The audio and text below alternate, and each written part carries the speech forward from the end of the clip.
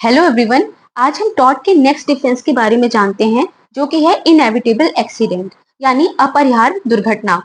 Inevitable accident का मतलब होता है कोई ऐसी घटना जिसका होना पूरी सावधानी और पूरी केयर लेने के बाद भी रोका नहीं जा सकता और जिसे पहले से भी एंटिसिपेट नहीं किया जा सकता। यानी अगर सिंपल वर्ड्स में कहें तो कोई ऐसी घटना जिसको कितनी भी सावधानी के बाद टाला ना जा सके और ऐसी घटना में किसी भी व्यक्ति का कोई कंट्रीब्यूशन ना हो और ना ही किसी की लापरवाही हो। तो अगर कोई ऐसी घटना अगर घटित होती है तो उसके लिए डिफेंडेंट को लायबल नहीं माना जा सकता। तो अगर हम इसे अच्छी तरह से देखें तो ये पता चलता है कि इनएविटेबल एक्सीडेंट का डिफेंस पाने के लिए ये जरूरी है कि इसमें किसी भी व्यक्ति की तरफ से कोई लापरवाही बरती ना गई हो। अब देखते हैं what are the essential elements of inevitable accident, जिसमें पहली एसेंशियल कंडीशन है that the happening must be sudden, that its knowledge must not appear possible before its happening. यानी घटना का होना इतना अचानक हो कि उसके होने की जानकारी पहले से होना संभव ना हो। नेक्स्ट है it must be such that it could not be prevented even by taking a reasonable care of caution. यानी घटना ऐसी होनी चाहिए जो समुचित सावधानी लेने के बाद भी रोकी ना जा सके।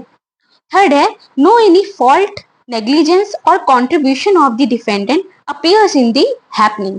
यानी घटना के होने में डिफेंडेंट की कोई गलती, लापरवाही या कंट्रीब्यूशन नहीं होना चाहिए।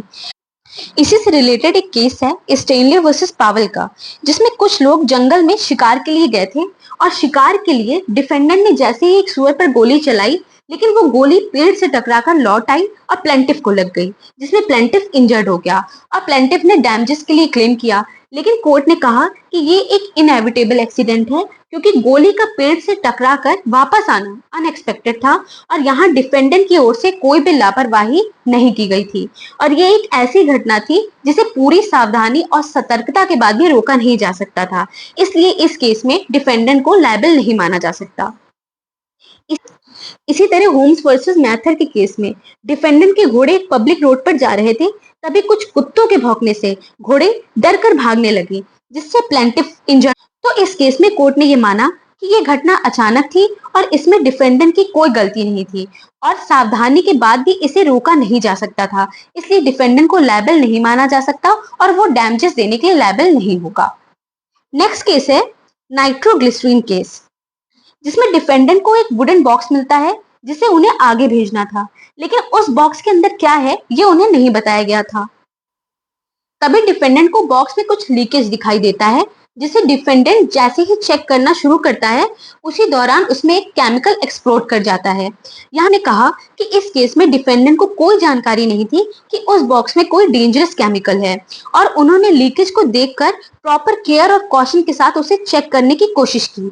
इसलिए यहाँ डिफेंडेंट की कोई फॉल्ट नहीं है और ये एक शीर एक्सीडेंट का केस है, इसलिए यहाँ पर डिफेंडेंट लायबल नहीं होगा।